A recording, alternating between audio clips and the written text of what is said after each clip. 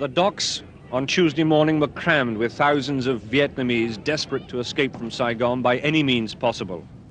Large, old American landing craft had been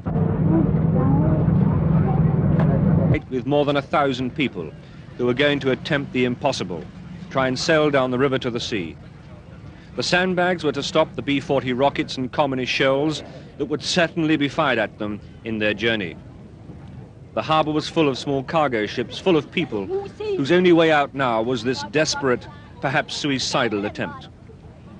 As we, the press and the Americans evacuating, made our drive through Saigon to the American embassy, people, mostly families, pleaded with us for a seat, and they hung to the coach.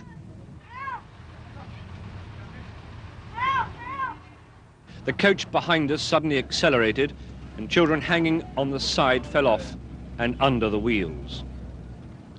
The city was suddenly choked with people, lorries and cars, all chasing one American evacuation convoy after the other. Jams that the Vietnamese police tried to clear with their rifles, but people were no longer afraid of them. There was now so much more to be afraid of. But then suddenly we too, the 40 or 50 of us in the safety of the coaches, had to get out and fight our way to the American compound where the helicopters were landing to fly us and the thousands more out of the country. Seeing us in the streets with our bags, the Vietnamese followed. Any chance they thought was better than none.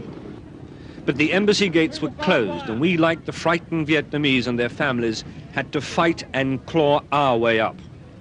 And we did claw, and we did fight. And if it wasn't for one single American Marine, whose name I didn't have the chance or time to discover, we would never have climbed our way to our evacuation. He hauled us up, kicking and punching Vietnamese who were clambering over our bodies. Ashamed and exhausted, we took our turn in the long crowd of refugees inside the embassy compound and waited for the helicopters to come down for us. One by one they came in, landing on an improvised pad in the car park. All had come from American aircraft carriers steaming 20 miles out in the South China Sea. Marines guarded each of the 4 embassy gates as the lucky people ran 30 at a time to their transport to safety. In the first 6 hours of Tuesday, over 1,500 people were airlifted out this way, and almost as many more were still waiting their turn. Our turn came just as it began to get dark, a little after 7:30. Evacuees from the besieged city on. And 30 minutes later, we landed safely on our carrier off the South Vietnamese coast. Michael Nicholson, News at 10, aboard the USS Hancock